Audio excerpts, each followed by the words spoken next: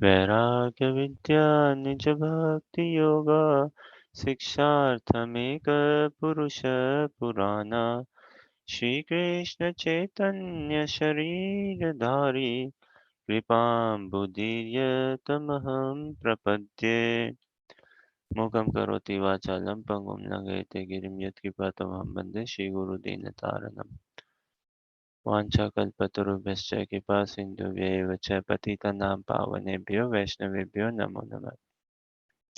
जय श्री कृष्ण चैतन्य प्रभु नित्यानंद श्री अद्वैत गदाधर शिवासादि गौर भक्तवृंद।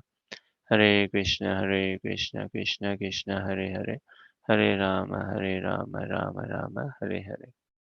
हरे कृष्णा, बहुत बहुत स्वागत आप सभी का भागवत गीता अध्ययन सत्र में। हम कंटिन्यू करते हैं हमारे श्रीमद् भागवत गीता का अध्ययन। 8वां अध्याय श्लोक संख्या 9 से आज प्रयास करेंगे आगे बढ़ने का। भगवत प्राप्ति। संसार में तो सभी को कुछ ना कुछ प्राप्ति की ओर में है ना, हम सभी कुछ ना कुछ प्राप्ति करना चाहते हैं। ये मनुष्य की लक्षण है, वृत्ति है ना, ये आत्मा के लक्षण है, वृत्ति है। आत्मा निष्क्रिय निष्प्रिय नहीं रह सकता। वो अलग बात है, हमें संसार में वैसा सुख नहीं मिलता जिसके लिए आत्मा ललायित है, इच्छुक है। तो वो फिर अपने आप को चलो भाई मुक्ति का ही रास्ता ढूंढते हैं। कुछ नहीं करना, संसार में बहुत भटकाव है, संसार में बहुत कष्ट है, बहुत गलत है, रोग है, तो वैसे अपने आप को फ्री करने के लिए। बट वास्तव में आत्मा तो सक्रिय है। आत्मा तो ढूंढ रही है प्रेम में ही संग, प्रेम में ही सेवा, प्रेम में ही संबंध। और ये भगवान हमें दे रहे हैं, भगवत प्राप्ति है ना। और भगवत प्राप्ति ऐसा नहीं है कि शरीर छोड़ने के बाद। भगवत प्राप्ति इसी शरीर में रहते हुए हमें चेतना से अपने आप को आसक्त बनाना है भगवान में। अपनी चेतना से पूर्ण रूप से भगवान में हम आसक्त बने। अ, ये वन पॉइंटेड हमारा कृष्ण में राग अनुराग उत्पन्न हो। और पूरा जगत को हम कृष्ण में जाने देखें। तो महाप्रभु की शिक्षा के अंतर्गत भी हम देखते हैं ना, क्या कहते हैं महाप्रभु, न धनम न जनम न सुंदरिम कविताम व जगदीश कामय मम जन्मनि जन्मनीश्वरे भक्तिर्भवताद अहेतुकी त्वयि। तो मेरे को धन नहीं चाहिए, और ना ही कोई मान प्रतिष्ठा चाहिए, ना कोई सुंदर स्त्री चाहिए, कोई ऐशो आराम, ये सब नहीं चाहिए संसारी स्तर पे जो है। संसार में तो इसी की बोलबाला है, इसी का ही समझते हैं। और उनको महाप्रभु क्या कह रहे हैं, क्या चाहिए, तो भक्ति चाहिए भगवान आपकी, अहेतु की त्वयि है ना, आपकी कॉजलेस कृपा चाहिए, भक्ति चाहिए। तो भक्ति को ही लक्षित करना है हमने, भगवान की सेवा को, भगवान के संग को, उसी को लक्षित करना, वही भगवत प्राप्ति है। और एक बार उस भाव में आ गए तो शरीर तो परिवर्तन हो जाएगा। शरीर तो कोई वो नहीं है, शरीर तो परिवर्तन हो जाएगा। ऑल्दो इस शरीर में रहते हुए इसकी लिमिटेशन है, बाधा है। इस शरीर में हम एक स्तर तक भी भक्ति कर सकते हैं, लेकिन उस स्तर को तो पाना है ना, उस स्तर को तो पाना है। और फिर और उठेगी भक्ति, और बढ़ेगी भक्ति, बढ़ने के लिए है। तो इसी शरीर में, इसी जन्म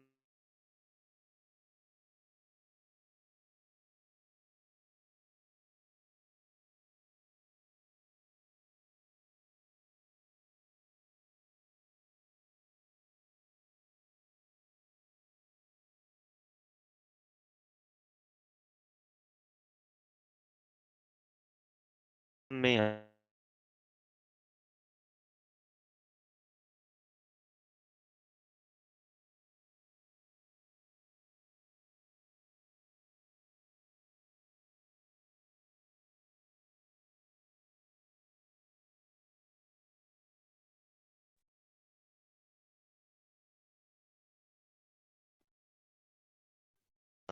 अनुशासितारम् अनोरणीयान् समनुस्मरद्ये सर्वस्य दातारमचिन्त्य रूपम् आदित्यवर्णं तमसः परस्तात्।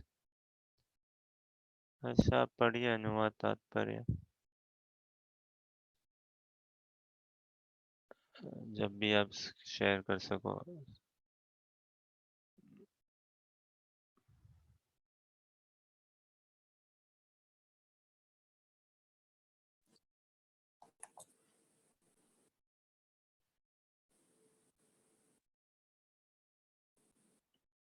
मनुष्य को चाहिए कि परम पुरुष का ध्यान सर्वज्ञ, पुरातन, नियंता, लघुतम से भी लघुतर प्रत्येक का पालन करता, समस्त भौतिक बुद्धि से परे, अचिंत्य तथा नित्य पुरुष के रूप में करे। वे सूर्य की भांति तेजवान है और इस भौतिक प्रकृति से परे दिव्य रूप है। तात्पर्य, इस श्लोक में परमेश्वर के चिंतन की विधि का वर्णन हुआ है। सबसे प्रमुख बात यह है कि वे निराकार या शून्य नहीं है। सबसे प्रमुख बात यह है कि वे निराकार या शून्य नहीं है। कोई निराकार या शून्य का चिंतन कैसे कर सकता है? यह अत्यंत कठिन है, किंतु कृष्ण के चिंतन की विधि अत्यंत सुगम है और तथ्य रूप में यहाँ वर्णित है। पहली बात तो यह है कि भगवान पुरुष है। हम राम तथा कृष्ण को पुरुष रूप में सोचते हैं। चाहे कोई राम का चिंतन करे या कृष्ण का, वे जिस तरह के हैं उसका वर्णन भगवत गीता के इस श्लोक में किया गया है। भगवान कवि हैं, अर्थात वे भूत, वर्तमान तथा भविष्य के ज्ञाता हैं। अतः वे सब कुछ जानने वाले हैं। वे प्राचीनतम पुरुष हैं, क्योंकि वे समस्त वस्तुओं के उद्गम हैं। प्रत्येक वस्तु उन्हीं से उत्पन्न है। वे प्राचीनतम पुरुष हैं क्योंकि वे समस्त वस्तुओं के उद्गम हैं। प्रत्येक वस्तु उन्हीं से उत्पन्न है। वे ब्रह्मांड के परम नियंता भी हैं। वे मनुष्य के पालक तथा शिक्षक हैं। वे अणु से भी सूक्ष्म हैं। जीवात्मा बाल के अग्रभाग के 10,000वें अंश के बराबर हैं, किंतु भगवान अचिंत्य रूप से इतने लघु हैं कि वे इस अणु के भी हृदय में प्रविष्ट रहते हैं। इसलिए वे लघुतम से भी लघुतर कहलाते हैं। परमेश्वर के रूप में वे परमाणु में तथा लघुतम में के भी हृदय में प्रवेश कर सकते हैं और परमात्मा रूप में उसका नियंत्रण करते हैं। इतना लघु होते हुए भी वे सर्वव्यापी हैं और सबों का पालन करने वाले हैं। उनके द्वारा इन लोकों का धारण होता है। प्राय हम आश्चर्य करते हैं कि ये विशाल लोक किस प्रकार वायु में तैर रहे हैं। यहाँ यह बताया गया है कि परमेश्वर अपनी अचिंत्य शक्ति द्वारा इन समस्त विशाल लोकों तथा आकांक्षा गंगाओं को धारण किए हुए हैं।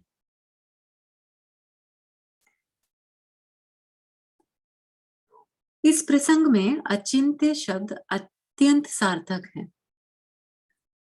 ईश्वर की शक्ति हमारी कल्पना या विचार शक्ति के परे है, इसलिए अचिंत्य कहलाती है। इस बात का खंडन कौन कर सकता है? वे इस भौतिक जगत में व्याप्त हैं, फिर भी इससे परे हैं। हम इसी भौतिक जगत को ठीक ठीक नहीं समझ पाते, जो आध्यात्मिक जगत की तुलना में नगण्य है।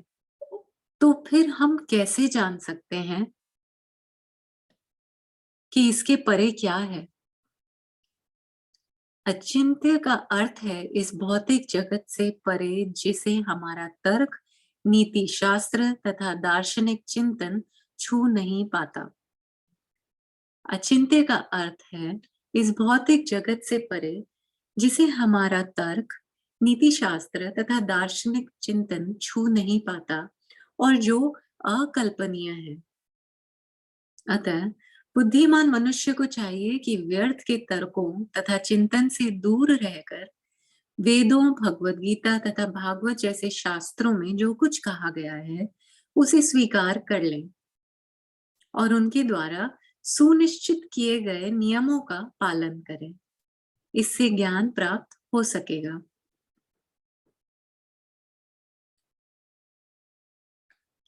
समस्त भौतिक बुद्धि से परे अचिंत्य तथा नित्य पुरुष के रूप में करें। वे सूर्य की भांति तेजवान हैं और इस भौतिक प्रकृति से परे दिव्य रूप हैं। यहीं से अनुवाद स्टार्ट होता है क्या? समस्त भौतिक बुद्धि से परे। हाँ, I'm सॉरी।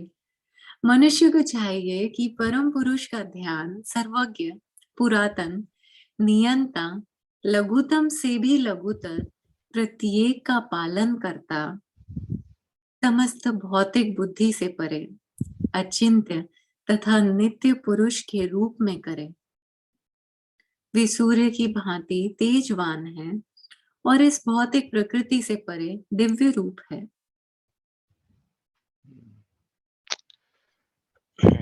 वास्तव में भागवत गीता के दर्शन के माध्यम से भगवान कहीं कोई कमी या कोई स्कोप नहीं छोड़ रहे। जैसे हमने कई बार बात करी ना कि ऐसा कौन सा जीवन का प्रश्न होगा जो अर्जुन ने नहीं पूछा हो या जो भागवत गीता के माध्यम से भगवान ने जिसका समाधान नहीं किया। जीवन के सभी पहलू, सभी प्रश्न उत्तर का समाधान है। और किस लिए है? अब अभी भागवत गीता भगवान क्यों बोल रहे हैं? स्वयं का डंका बजाने के लिए? नहीं, एकदम भी नहीं। भगवान को थोड़ी ना कुछ पड़ी है साबित करने की। ना, हमारे हित के लिए बोल रहे हैं, हमारे कल्याण के लिए बोल रहे हैं भगवान।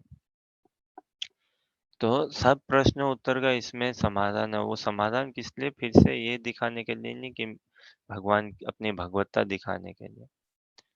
हमसे अपना प्रेम करते हैं, वो प्रेम दिखाने के लिए और हमारे हित, हमारे भलाई के लिए।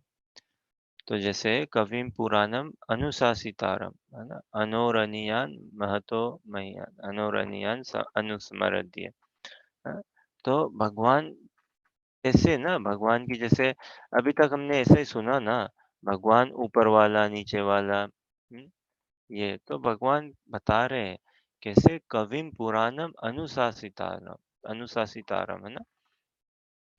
कविम मतलब कि पोएट, फिलोसोफर या जो सब कुछ जानता हो। ईशोपनिषद में भी आता है ना, भगवान के बारे में बताते हैं। भगवान सब कुछ जानते हैं। Matter, spirit and beyond, past, present and future and beyond. तो कविम पुराणम, कवि मतलब वही जो ज्ञानी एक प्रकार से।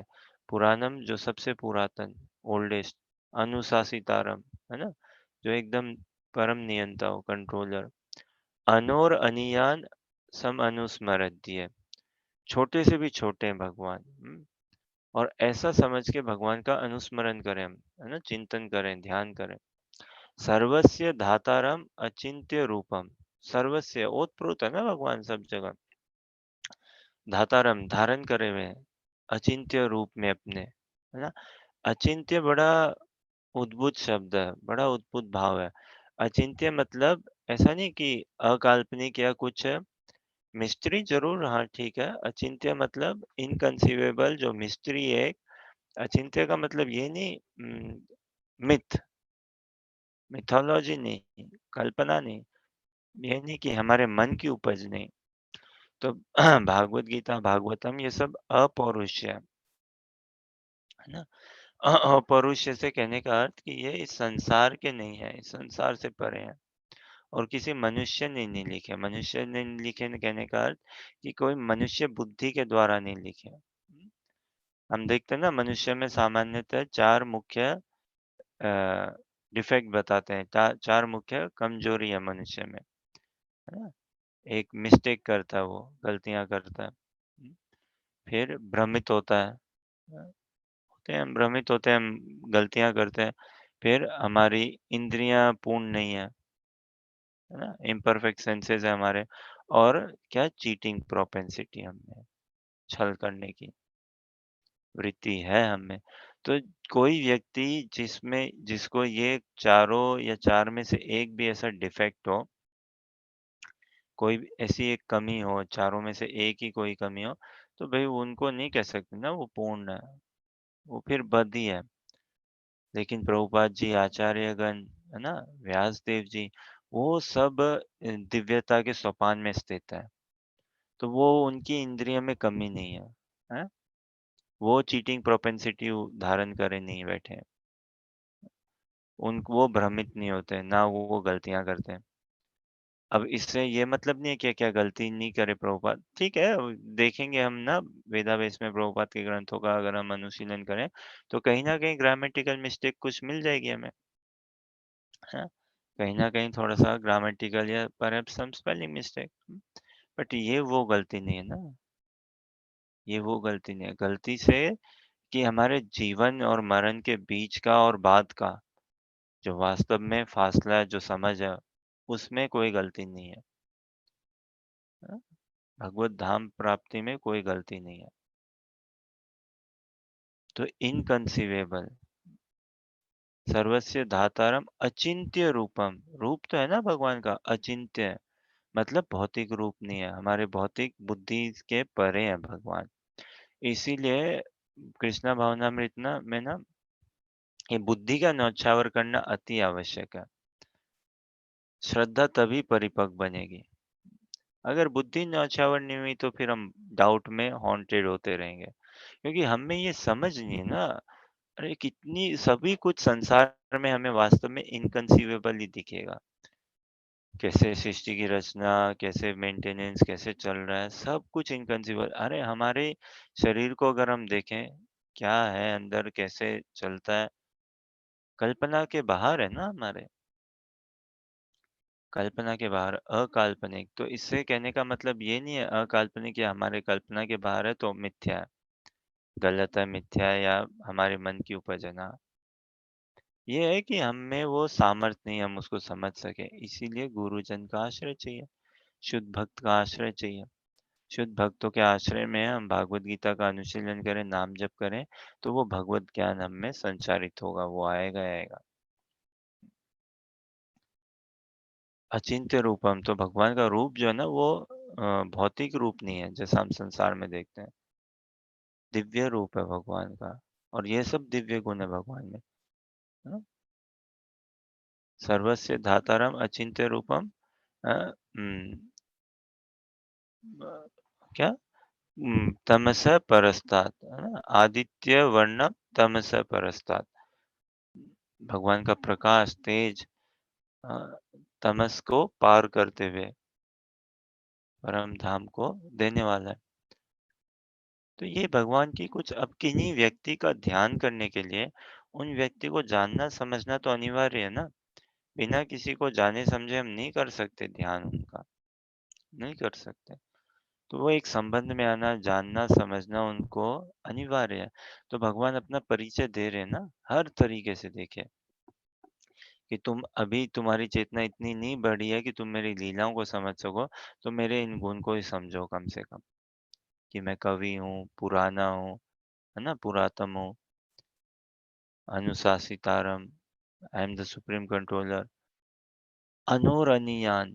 एक और हम शास्त्रों में देखते हैं ना, अनोरणीयान महतो महीयान, भगवान छोटे से छोटे हैं और बड़े से बड़े हैं। तो भगवान ना, बाय डिफॉल्ट भगवान इरिप्लेसेबल है। और ऐसा नहीं है हम साधना करके हम भगवान बन जाएंगे, असंभव है। भगवान तो इरिप्लेसेबल है। कोई पोजीशन थोड़ी ना है कि चुनाव हो रहा है, चलो भाई देखते हैं क्या क्वालिफिकेशन है और बन जाएंगे ना।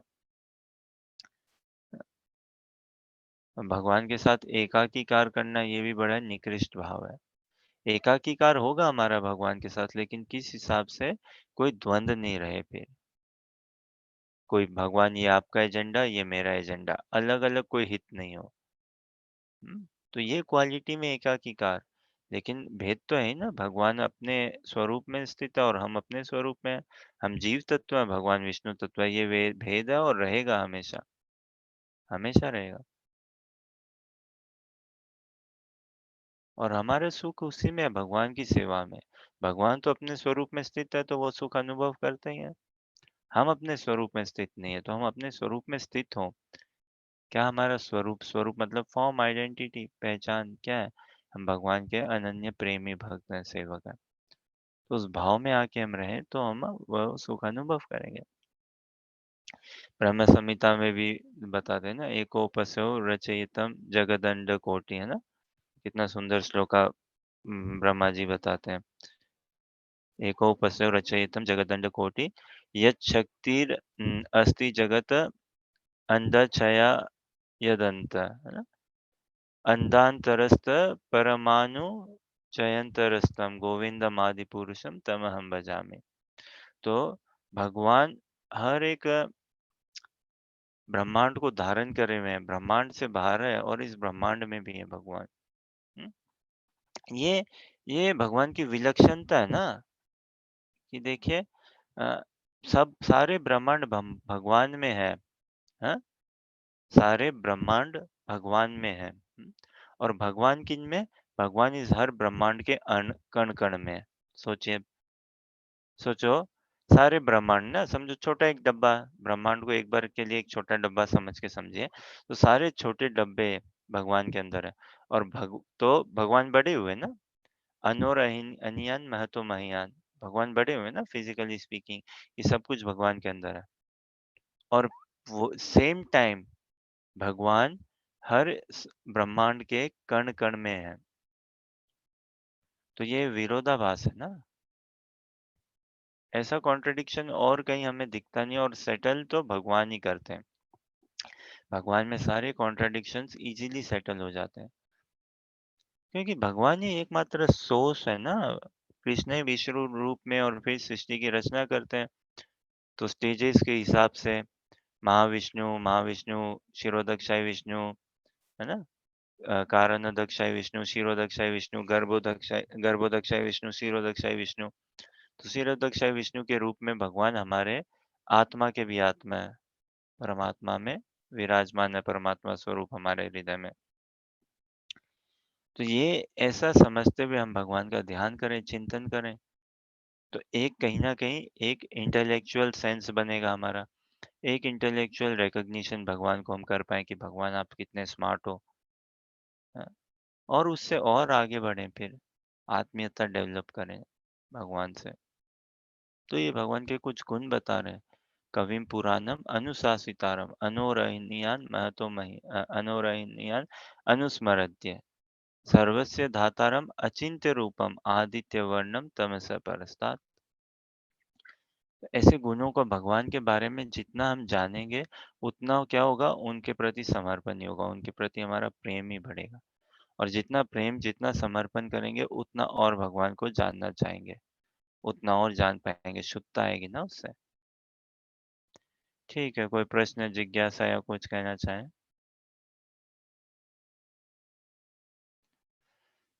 ओके, नेक्स्ट देखते हैं फिर। प्रयाणकाले मनसा प्रयाणकाले मनसा चलेन भक्त्या युक्तो योगबलेन चैव भ्रुवोर्मध्ये प्राणम् आवेश्य सम्यक् स तं परम पुरुषम् उपेत्ति दिव्यम्। अच्छा, पढ़िए आप अनुवाद तात्पर्य जब पढ़ पाओ। मृत्यु के समय जो व्यक्ति अपने प्राण को बाहों के मध्य स्थिर कर लेता है और योग शक्ति के द्वारा अविचलित मन से पूर्ण भक्ति के साथ परमेश्वर के स्मरण में अपने को लगाता है, वह निश्चित रूप से भगवान को प्राप्त होता है।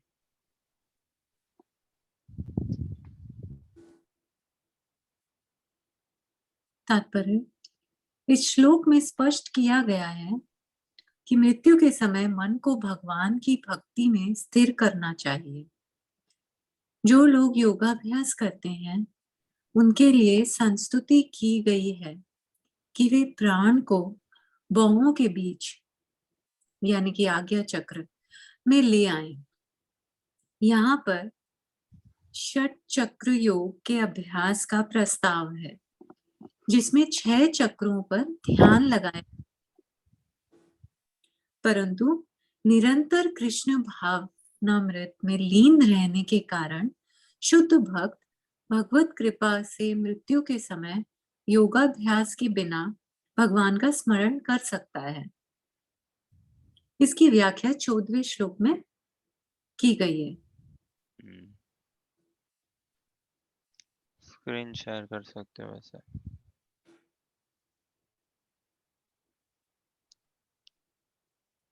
पढ़िए अनुवाद।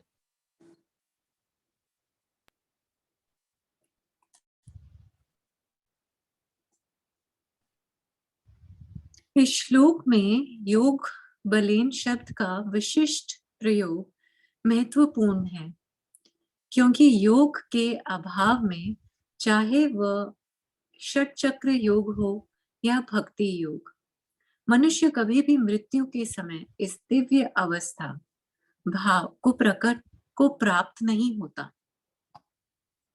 कोई भी मृत्यु के समय परमेश्वर का सहसा स्मरण नहीं कर पाता। उसे किसी न किसी योग का, विशेषतया भक्ति योग का अभ्यास होना चाहिए। कोई भी मृत्यु के समय परमेश्वर का सहसा स्मरण नहीं कर पाता। उसे किसी न किसी योग का, विशेषतया भक्ति योग का अभ्यास होना चाहिए। चूंकि मृत्यु के समय मनुष्य का मन अत्यधिक विचलित रहता है, अतः अपने जीवन में मनुष्य को योग के माध्यम से आध्यात्म का अभ्यास करना चाहिए।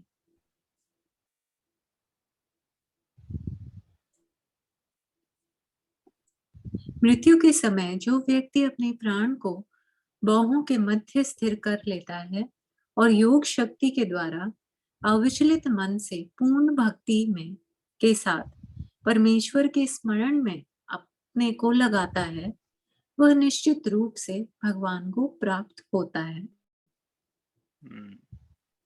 कृष्ण भावनामृत का अभ्यास हमारी इच्छा को प्रबल बनाता है, हमारी स्मरण शक्ति को प्रबल बनाता है, और मृत्यु को ही भगवान ने लक्षित किया है, केंद्रित किया है ना। मनुष्य जीवन का सार्थक उपहार हम क्या देख सकते हैं भगवान को? मृत्यु को सार्थक करना, ये।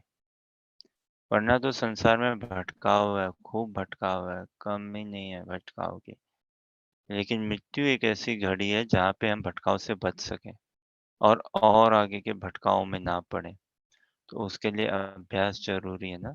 उसके लिए भगवान के साथ संबंध बनाना जरूरी है, भगवान को जानना समझना जरूरी है ना। इसलिए कृष्णा भावनामृत अभ्यास में कोई इमेजिनेशन की ऐसा स्कोप नहीं है। अपने मन गढ़ अपने हिसाब से भगवान को बना दिया, हाँ ये भगवान है, वो भगवान है, भगवान ये चाहते हैं, ये वो चाहते हैं।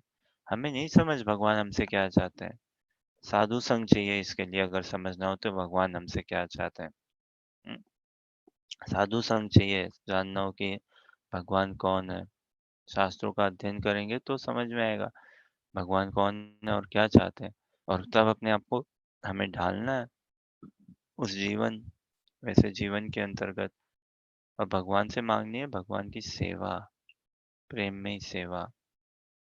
हमारा सुख सेवा में ही है, सेवा में। और ऐसा नहीं है कि भगवान, ओ हम सेवा कर रहे हैं और हम पीड़ित हो रहे हैं और भगवान बस मजे खा रहे हैं ना। अ, ये परस्पर संबंध है, परस्पर एक प्रकार का कंपटीशन समझिए, शुद्ध भक्त और भगवान के बीच में सेवा की होड़ लगी रहती है। और भागवत गीता में कई चीजें भगवान बताए हमें अर्जुन के माध्यम से, ये समझाने के लिए कि इनको करने में ऐसा सार नहीं है। जैसे 6ठे अध्याय में बताया ना, और भी योगा प्रणाली के अंतर्गत नाना प्रकार के योग है। इस संसार में देखे कितने योगा स्कूल होंगे, कितने योगा टीचर भी होंगे क्वालिफाइड। अधिकतर तो फिजिकल स्तर पे ही है, शारीरिक स्तर पे ही। लेकिन आजकल थोड़ा सा बढ़िया नहीं तो ठीक है, थोड़ा बहुत और शारीरिक स्तर से भी। मूल रूप से भागवत गीता का तो अनुशीलन करना ही चाहिए, जिनको जो योगा करते हैं। करना ही चाहिए और औरों को और कराना चाहिए। भगवान के बारे में बताएँ, तभी बराबर योग बनेगा, अन्यथा तो योग का अर्थ ही पूरा नहीं होता। तो हमें मनगढ़ंत धारणा बनाने की कोई आवश्यकता नहीं है कि भगवान ऐसे हैं, मन के अंदर ही है, मन में ही भगवान का स्मरण करो। अरे हम अभी इतने बड़े साधक नहीं बने कि हम मन से ही स्मरण कर सकें ना, एकदम भी नहीं। तो भागवत गीता में कई स्थान पे, जैसे छठे अध्याय में हम थोड़ा ज़्यादा देखते हैं ना, योग विधि के अनुसार भगवान ने बताए हैं और अर्जुन ने उनका खंडन किया कि भैया ये ऐसा योग तो मैं नहीं कर सकता। अर्जुन ने उनका खंडन किया, भगवान ने अनुमोदन भी किया। ठीक है। तो वैसे ही 8वें अध्याय में भी हम देखें ना, एक बार हम भगवान के प्रेम में पड़ जाए तो फिर हमें चिंता नहीं, दिन-रात इत्यादि ना। उसी चीज़ को पाना है, अन्यथा तो ऊपर से नीचे घूमते रहेंगे हम इस संसार में। सत्वगुण में भले ही आके भी कितना, सत्वगुण में सत्वगुण का दोष तो है ही ना, त्रिगुणात्मक जगत के अंदर है ही सत्वगुण। तो वो दोष तो है ही, तो हमें सत्वगुण से भी मुक्त होना है, गुणातीत होना है पूरा का पूरा। तो एक ही लक्ष्य हो, भगवान के दर्शन, भगवान की सेवा। और ये प्रबल बनाने के लिए भागवत गीता का प्रयोजन है साधु संग। साधु संग में क्या होता है, शक्ति आती है ना, इंस्पिरेशन मिलता है, मोटिवेशन मिलती है, क्लैरिटी मिलती है, शक्ति आती है, एक एक रोड मैप दिखता है, इन भक्तों ने कैसे भक्ति करी है, मैं भी उसी तरह करूं। और एक एक वो बना के चले, एक प्रकार का मिशन समझिए, कि कैसे भक्ति में और आगे बढ़ना है। ये थोड़ी ना सब कुछ भगवान के भरोसे छोड़ा हुआ है। हाँ, भगवान करेंगे और भगवान व्यवस्था बनाएँगे बस, और क्या। माला तो खुद ही करना होगा ना हमें, विवेक खुद ही जागृत करना होगा। भगवान कृपा देंगे, भगवान व्यवस्था बनाएँगे, लेकिन मेहनत तो हमें खुद ही करनी होगी। ठीक है, कोई प्रश्न, जिज्ञासा या कुछ कहना चाहें? ओके, नेक्स्ट देखते हैं। यदक्षरं वेदविदो वदन्ति विसन्ति यतयो वीतरागः यदिच्छन्तु ब्रह्मचर्यं चरन्ति तत्ते पदं संग्रहेण प्रवक्ष्ये।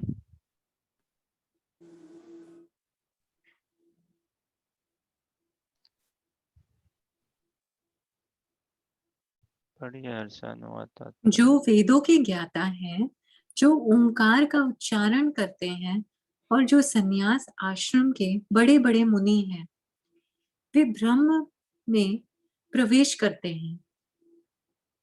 ऐसी सिद्धि की इच्छा करने वाले ब्रह्मचर्य व्रत का अभ्यास करते हैं। अब मैं तुम्हें यह विधि बताऊंगा। अब मैं तुम्हें वह विधि बताऊंगा जिससे कोई भी व्यक्ति मुक्ति लाभ कर सकता है। श्री कृष्ण अर्जुन के लिए षट चक्र योग की विधि का अनुमोदन कर चुके हैं, जिसमें प्राण को बाहों के मध्य स्थिर करना होता है। यह मानकर कि हो सकता है अर्जुन को षट चक्र योग अभ्यास ना आता हो, कृष्ण अगले श्लोकों में इसकी विधि बताते हैं। भगवान कहते हैं कि ब्रह्म यद्यपि अद्वितीय अद्वितीय है, किंतु उसके अनेक स्वरूप होते हैं। विशेषतया निर्विशेषवादियों के लिए अक्षर या ओंकार ब्रह्म है।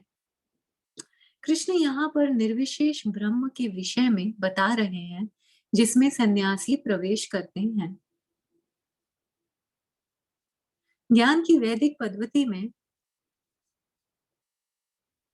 छात्रों को प्रारंभ से गुरु के पास रहने से ब्रह्मचर्य व्रत का पालन करते हुए ओंकार का उच्चारण तथा परम निर्विशेष ब्रह्म की शिक्षा दी जाती है। इस प्रकार वे ब्रह्म के दो स्वरूपों से परिचित होते हैं। यह प्रथा छात्रों के आध्यात्मिक जीवन के विकास के लिए अत्यावश्यक है, किंतु इस समय ऐसा ब्रह्मचर्य जीवन, अविवाहित जीवन बिता पाना बिल्कुल संभव नहीं है। विश्व का सामाजिक ढांचा इतना बदल चुका है कि छात्र जीवन के प्रारंभ से ब्रह्मचर्य जीवन बिताना संभव नहीं है। यद्यपि विश्व में ज्ञान की विभिन्न शाखाओं के लिए अनेक संस्थाएं हैं, किंतु ऐसी मान्यता प्राप्त एक भी संस्था नहीं है जहां ब्रह्मचर्य के सिद्धांतों में शिक्षा प्रदान की जा सके। ब्रह्मचर्य के बिना आध्यात्मिक जीवन में उन्नति कर पाना अत्यंत कठिन है। अतः इस कलयुग के लिए शास्त्रों के आदेशानुसार भगवान चैतन्य ने घोषणा की है कि भगवान कृष्ण के पवित्र नाम हरे कृष्ण कृष्ण कृष्ण हरे हरे, हरे राम राम राम हरे हरे के जप के अतिरिक्त परमेश्वर के साक्षात्कार का कोई अन्य उपाय नहीं है।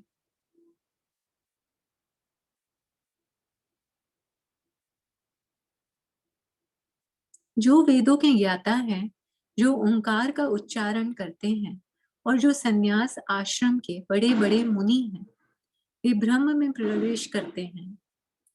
ऐसी सिद्धि की इच्छा करने वाले ब्रह्मचर्य व्रत का अभ्यास करते हैं। अब मैं तुम्हें वह विधि बताऊंगा जिससे कोई भी व्यक्ति मुक्ति लाभ कर सकता है। ठीक है, अगला भी पढ़ते हैं। एक्चुअली ये 13 तक थोड़ा सा एक सीक्वेंस बैठ जाता है, आज भगवान जो संदेश दे रहे हैं। 13 तो देखते हैं। सर्वद्वाराणि संयम्य मनोरिधि निरुध्य च मूर्ध्यान् अधाय मानं प्राणसमस्थितो योगधारणाम्। समस्त इंद्रिय क्रियाओं से विरक्ति को योग की स्थिति, योग धारणा कहा जाता है। विरक्ति मतलब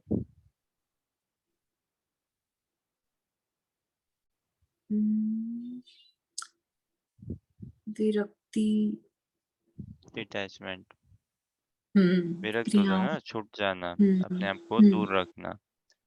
तो समस्त इंद्रिय क्रियाओं से विरक्ति मतलब भोग वासना से छूट गए, है ना। ऐसा नहीं है हम्म, कि भाई इंद्रियों को कुछ ही ना करो, दो, लेकिन ये भोग वासना नहीं रहे। Krishna is should be the first enjoyer, Krishna should be the first recipient ना, Krishna is the supreme controller. जी। वो भाव आना, तो फिर विरक्ति नॉर्मल है। ओके, हाँ पढ़िए। इंद्रियों के समस्त द्वारों को बंद करके तथा मन को हृदय में और प्राण वायु को सिर पर केंद्रित करके मनुष्य अपने को योग में स्थापित करता है। इस श्लोक में बताई गई विधि से योगाभ्यास के लिए सबसे पहले इंद्रिय भोग के सारे द्वार बंद करने होते हैं। यह प्रत्याहार अथवा इंद्रिय विषयों से इंद्रियों को हटाना कहलाता है। इसमें ज्ञानेंद्रियों नेत्र, कान, नाक, जीभ तथा स्पर्श को पूर्णतया वश में करके उन्हें इंद्रिय तृप्ति में लिप्त होने दिया जाता है। इस प्रकार मन हृदय में स्थित परमात्मा पर केंद्रित होता है और प्राण वायु को सिर के ऊपर तक चढ़ाया जाता है। इसका विस्तृत वर्णन छठे अध्याय में हो चुका है, किंतु जैसा कि पहले कहा जा चुका है, अब यह विधि व्यवहारिक नहीं है। सबसे उत्तम विधि तो कृष्णा भावनामृत है। यदि कोई भक्ति में अपने मन को कृष्ण में स्थिर करने में समर्थ होता है, तो उसके लिए अविचलित दिव्य समाधि में बने रहना सुगम हो जाता है। यदि कोई भक्ति में अपने मन को कृष्ण में स्थिर करने में समर्थ होता है, तो उसके लिए अविचलित दिव्य समाधि में बने रहना सुगम हो जाता है।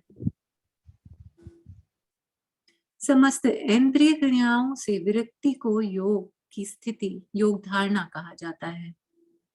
इंद्रियों के समस्त द्वारों को बंद करके तथा मन को हृदय में और प्राण वायु को सिर पर केंद्रित करके मनुष्य अपने को योग में स्थापित करता है।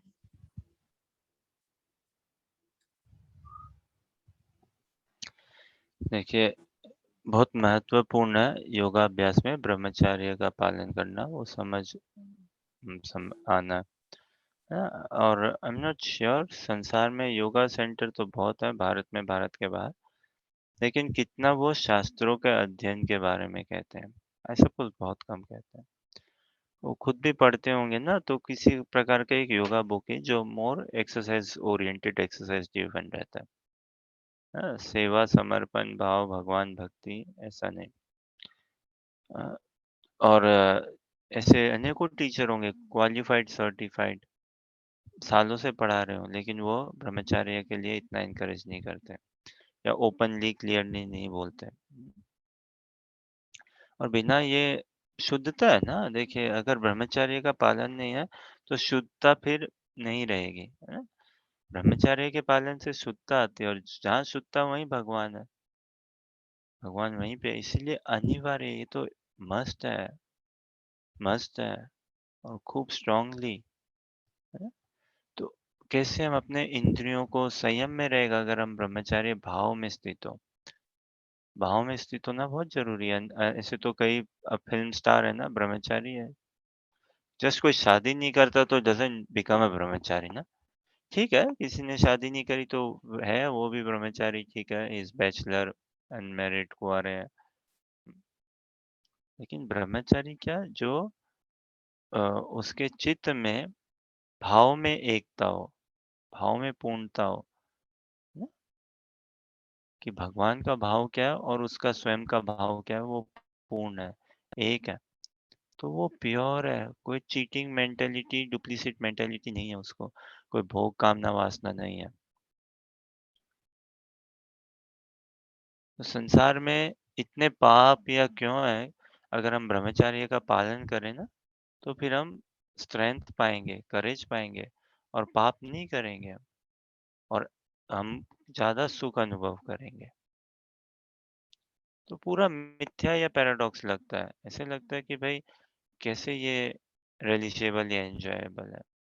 बट एक बार हम इस कृष्णा भावनामृत भक्ति में आए, तो हम अनुभव करेंगे स्वयं कितना रिलीशेबल, कितना एन्जॉयबल है।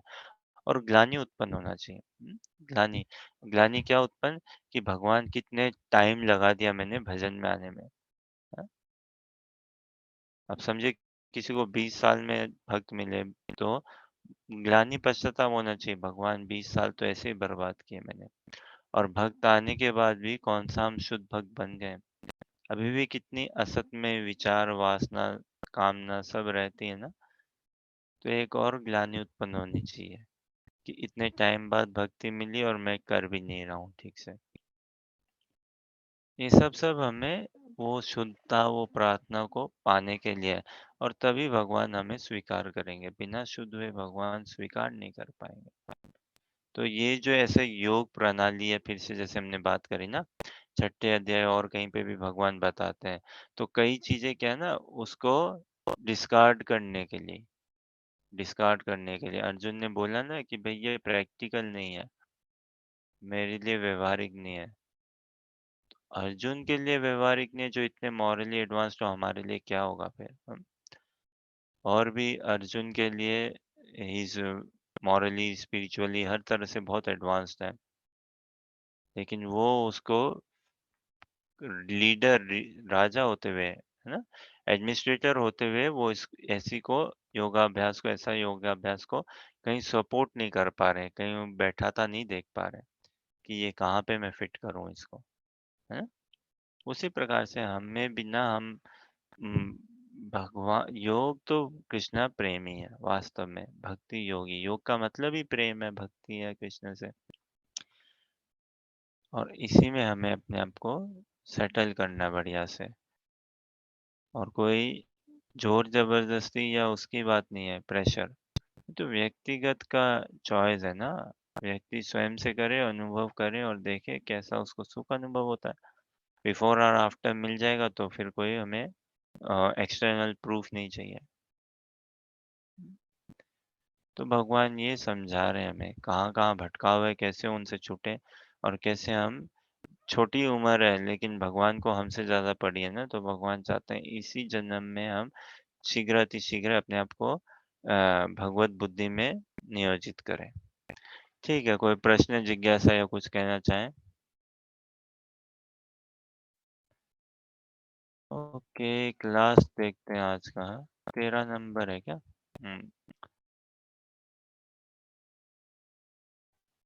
तो ठीक है।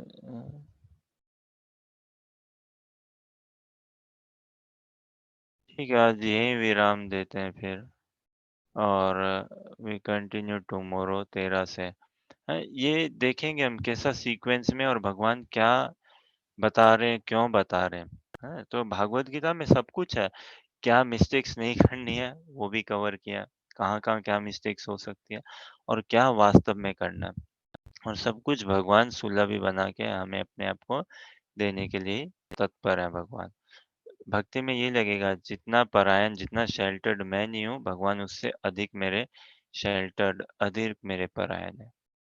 जितनी हमें स्वयं की जितनी चिंता फ़िक्र नहीं है, उससे अधिकों गुना भगवान को हमारी चिंता फ़िक्र है। ये अर्जुन ने अनुभव किया। तो ऐसा अनुभव हुआ अर्जुन का, तो उन्होंने क्या स्वतः ही भगवान की शरणागति ली ना, सेवा में जुड़े। वही हमें भी इसको अनुभव में उतारना है। तो नाम जप करेंगे तो अनुभव आएगा, ऐसे अनुभव आएँगे तो नाम जप अच्छे से होगा, है ना? वो भक्ति क्या है जहाँ पे शरणागति नहीं है। बिना शरणागति तो कुछ भी नहीं होता ना। और शरणागत होंगे तो ही जाके आगे और शरणागत होते रहेंगे। और ये जो शरणागति, ये ऐसी नहीं है कि वन टाइम थिंग। हाँ, मैंने दीक्षा ले ली और आज से मैं सरेंडर्ड हो गया। ये तो दिन प्रतिदिन हमें शरणागत होना है। दिन प्रतिदिन में भी, एवरीडे में भी, मोमेंटरी बेसिस में, मोमेंट बाय मोमेंट, है ना? तो ये हमारा डिफ़ॉल्ट नेचर बन जाना चाहिए actually. Humble, compassionate, kindness, truthful, loyal, pure, clean, ये सब हमारे डिफ़ॉल्ट स्वभाव बनने चाहिए। तो हम भगवान की कृपा को आकृष्ट कर पाएँगे। तो भगवान अपना परिचय दे रहे हैं हर तरह से, गुणों के अनुसार, अपनी क्रियाओं के अनुसार, हर तरह से भगवान अपना बारे में बता रहे हैं, समझा रहे हैं कि हम उनको जानें और उनसे प्रेम करें। और ये भी बता रहे हैं क्या-क्या नहीं करना है, क्या इम्प्रैक्टिकल है, क्या प्रैक्टिकल है। और भगवान का स्मरण, चिंतन, गायन करते हुए बोलते हैं ना भक्त लोग, क्या महाप्रभु का स्मरण, चिंतन, गायन करते हुए हम कुछ भी करें तो इम्पॉसिबल भी पॉसिबल हो जाता है। और अगर महाप्रभु का स्मरण, चिंतन, गायन नहीं है, तो जो एकदम ईज़िली डूएबल है, वो भी एकदम वो नहीं हो पाता। हाँ? महाप्रभु का स्मरण करते हुए, श्री गुरुदेव का स्मरण करते हुए ही हमें जीवन में आगे बढ़ना है। ना? भागवत गीता के अनुशीलन से ऐसा अनुभव होना चाहिए कि ये जीवन अब मेरा नहीं है, मैं अपना नहीं हूँ, मैं अपने से बाहर ही हूँ। हम भगवान के हैं। हाँ, भगवान के भक्तों के हैं। तो बुद्धि को न्यौछावर करना अति अनिवार्य है। साधक को अनुभव आएगा ये, कि ये जो स्वेच्छा है ना, फ्री विल जिसको कहते हैं, भगवान ये स्वेच्छा ही इतनी बड़ी बाधा है, तो कृपा करके आप अपनी ये स्वेच्छा आप रखिए, आप सँभालिए और आप नचाइए जहाँ जैसे नचाना हो। तो इस भाव में आना है हमें। ठीक है, कोई प्रश्न, जिज्ञासा या कुछ कहना चाहें आप लोग? ठीक है, आज फिर यहीं विराम देते हैं। आपके धैर्यपूर्वक श्रवण के लिए, समय संग के लिए और उत्साहवर्धन के लिए बहुत-बहुत धन्यवाद। We meet up tomorrow. Hare Krishna, Krishna Krishna Hare Hare, Hare Ram Ram Hare Hare. Hare Krishna. कल हम ये 8वाँ अध्याय 13वाँ श्लोक से और आगे बढ़ेंगे और भगवत प्राप्ति के लिए और अग्रसर होंगे। हरे कृष्णा।